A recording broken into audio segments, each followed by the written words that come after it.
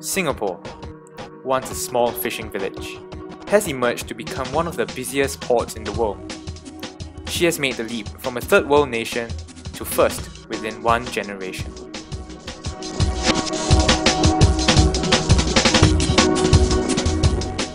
Since her independence, the government has played a vital role in Singapore's economic growth. Today, one of the new growth areas that the government is now focusing on is the medical industry. Many have attributed Singapore's phenomenal success to its being a developmental state.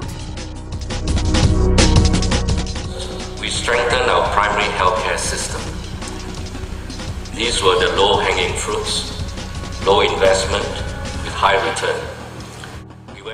The former health minister, Mr. Khaw Boon Wan, highlights why the medical industry is important to the Singapore economy. With increasing life expectancy and growing economic affluence in Asia, there is a strong demand for medical services. By 2012, the Asia-Pacific healthcare market is expected to reach close to $348 billion. The Singapore government wants to tap into this lucrative market by positioning itself as Asia's leading medical hub. So how does the government do it? The Economic Development Board, also known as the EDB, is the key institution by which the government directs its efforts. In a bid to distinguish itself as a leading medical hub in Asia, Singapore has chosen to focus on certain key areas of the medical industry, one of which is the biomedical sector. In an email interview with Ms. Angeline Lau, a senior marketing and communications officer in the EDB, she highlighted the Singapore's government's keen and active engagement in setting the agenda for Singapore's medical industry, particularly the biomedical sector. EDB has worked closely with other public sector agencies such as the Agency for Science, Technology and Research, A*STAR, the Ministry of Health, and our universities to build up scientific and clinical excellence, which is essential in fueling the growth of our biomedical sciences sector.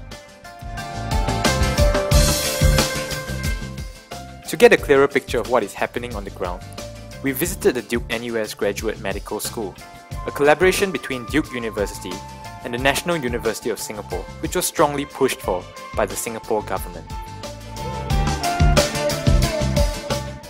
So the focus of Duke NUS Medical School is to create a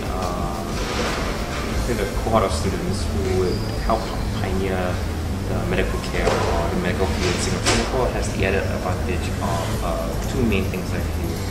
One is the Biomed initiative has put a lot of funding into research. It has attracted a lot of researchers from the States and many countries into Singapore. Secondly, Singapore attracts people who are quite interested in putting their bets on Asia for the next biomedical push. So the school itself is funded by MOE, if I'm not wrong. It works closely with MOH as well, but its funding is from MOE directly. A*STAR institution has, I think it's called a biomedical initiative. Basically, this is a portion of A*STAR that deals directly with encouraging marrying engineering and medical sciences to push the biomedical device industry in Singapore. I think A*STAR in general felt that the biomedical device field in Asia would be the fastest growing and I guess a safer bet in terms of economic risk. And so they put a lot of money into that. And so A*STAR has been coming through our school and been engaging with students and meeting with different researchers across Singapore. 30 years from now, I think what will happen is that a lot of resources will be kind of streamlined towards what Singapore's competitive edge is in the biomedical industry. So far it seems like, based on what A*STAR have been contacting us about, it seems like they're putting a lot of bets on the biomedical device. Simply because we're close to China, we have been building a lot of relationships with China and manufacturing, and I think there are already a lot of US or European-based pharmaceuticals that are already in China and already trying to get already the manufacturing plants to produce very high-level devices. While Josh, alongside Duke NUS, and the rest of the biomedical sector continues to receive a significant amount of government funding, other areas in the medical industry reflects a different picture, one of which is physiotherapy. Ms. Diana Wong, a physiotherapist in the private sector, comments on how the government has omitted the research portion from the curriculum of physiotherapy in Singapore. They have compressed it into 3 years. What they have left out mainly is the research thesis part. She goes on to elaborate on other ways that physiotherapy has been sidelined in Singapore. Usually the government will be the one more involved with the acute, like as the hospital. But the rest is left to the private. Currently,